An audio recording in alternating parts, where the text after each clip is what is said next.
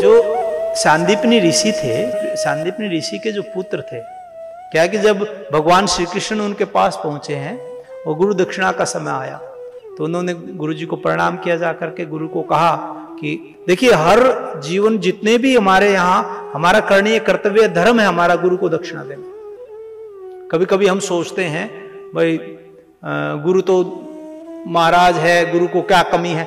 महाराज लोगों को बड़ा ही वो है, बोले महात्माओं की क्या कमी है, इतनी बड़ी गाड़ी है, इतना बड़ा घर है, इतना बड़ा मकान है। ऐसा नहीं है, वो आपका कर्तव्य आपको देना ही है। गुरु दक्षिणा ही दिया, आपने कुछ पढ़ा है, सीखा है, उनसे कुछ जाना है, उसके आपका दक्षिणा आपका कर्तव्य बनता है। जैसे आप दुकान पे जाते हो ना, दुकान पे जाके सामान खरीदते हो और बिना पैसे दिए आ जाओ तो क्या होगा, तो सिक्योरिटी वाला बुला लेगा, तुरंत ही पुलिस आ जाएगी, माने चोरी कहलाती है ना। उसी प्रकार गुरु से ज्ञान लेकर के यदि हम दक्षिणा ना दें तो भी एक प्रकार की चोरी है। गुरु मांगे ना मांगे वो अलग बात है। देखिए गुरु क्यों मांगेगा, कभी कभी गुरु को आवश्यकता होती है, गुरु मांग भी सकते हैं, उनको राइट है। तो जब सांदीपनी ऋषि के पास पहुंचे, सांदीपनी ऋषि ने कुछ नहीं कहा। सांदीपनी ने कहा कि अपनी गुरु मां से पूछ लो, मुझे तो कुछ आवश्यकता नहीं है।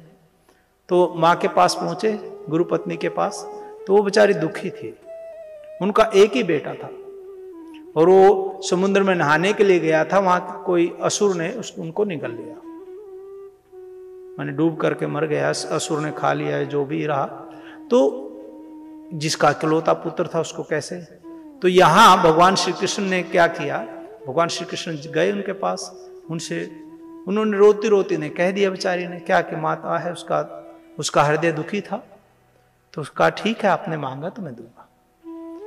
यमराज जी से बात की, यमराज जी ने कहा हाँ था बेटा तो था। समुद्र से पूछा, समुद्र ने कहा कि हाँ था। सभी से जो बातचीत जैसे कैसे भी उन्होंने संपर्क स्थापित किए, वो तो भगवान है। कर्तुम अन्यथा कर्तुम समर्था, जो करने में और न करने में सब कुछ में समर्थ है वो परमात्मा है, वो तो परमात्मा है भगवान श्री कृष्ण। श्री कृष्णस्तु भगवान स्वयं, जो भगवान जो श्री कृष्ण है वो साक्षात भगवान ही है। उन्होंने तुरंत ही फिर यमराज के यहां जब प्राण उनके जा चुके थे तो उनके शरीर के जो अवयव भी नहीं थे, शरीर ही हो तो उसमें या प्राण आ जाए, ऐसा है। शिव पुराण में भी एक कथा आई है, ऐसी कई पुराणों में कथा आई है। कुछ लोगों ने अपना प्राण दे करके दूसरों के प्राण बचाने की कथाएं हैं। भाई मैं मेरी आयु दे देता हूं, अपनी आयु दे के दूसरे की आयु बढ़ाने की कथाएं हैं। लेकिन जो मर गया, जिसका शरीर भी नहीं है, जिसकी कोई अस्थि पंजर भी नहीं बचा, क्योंकि वो राक्षस खा गया बेचारा, कुछ बचा ही नहीं उसमें, भगवान श्री कृष्ण ने उनको जलाया। सृष्टि का एकमात्र माने वो भेद छेदन किया, सृष्टि चक्र को तोड़ करके उनको जिला करके भगवान ने गुरु दक्षिणा के रूप में दिया।